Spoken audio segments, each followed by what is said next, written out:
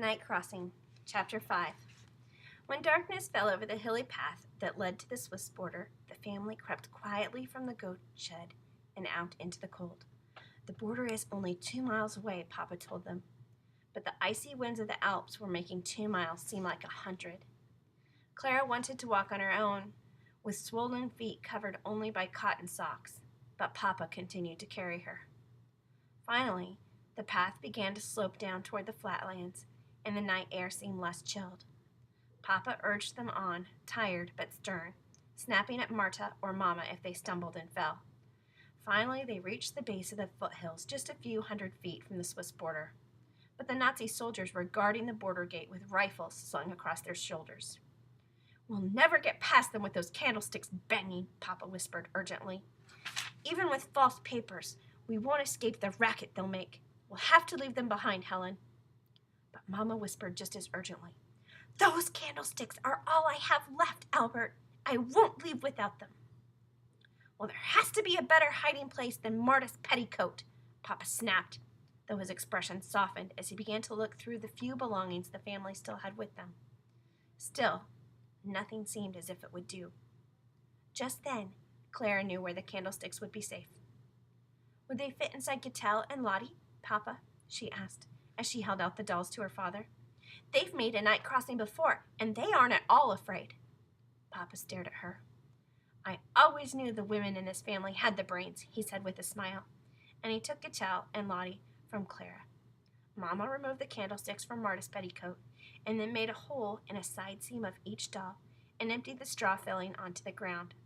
She slipped a candlestick inside each doll's body and stuffed the remaining straw back in to fill out its shape. With a sewing needle she'd packed in a satchel, she stitched the same thread back over the seams. When Mama had finished sewing, Papa picked up Gittell, then Lottie, and gave each doll a good shake. The candlesticks inside could not be heard or felt. "Are we ready then?" Papa asked, and Clara, Marta, and Mama nodded. Then, looking down at Clara, Papa said, "You must carry the dolls, me doll, so the soldiers won't suspect. Can you be very brave?" "Yes, Papa," she answered, and put Gittell and Lottie into her pockets. Her father reached down, took Clara's hand, and squeezed it.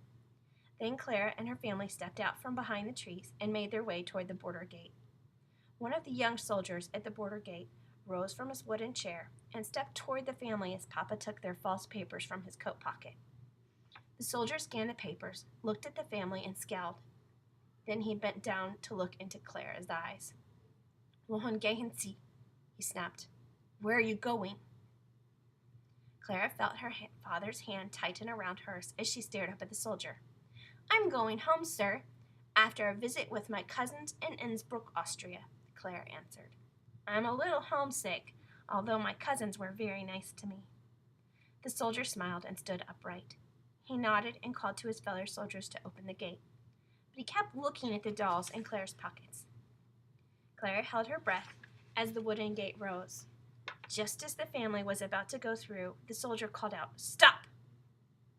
He walked over and pointed to Gittell and Lottie. "Where did you get those dolls?" he asked, trying to frighten her into saying something she shouldn't. But Clara showed the same courage that her grandmother had when she'd made her own night crossing many years before. "Oh, they're my old dolls, sir," she answered sweetly. "I've got much better ones at home, but Mama won't let me take them on trips because they could be ruined." The soldier glanced at Mama, who wagged a finger at Clara and gave an insincere smile.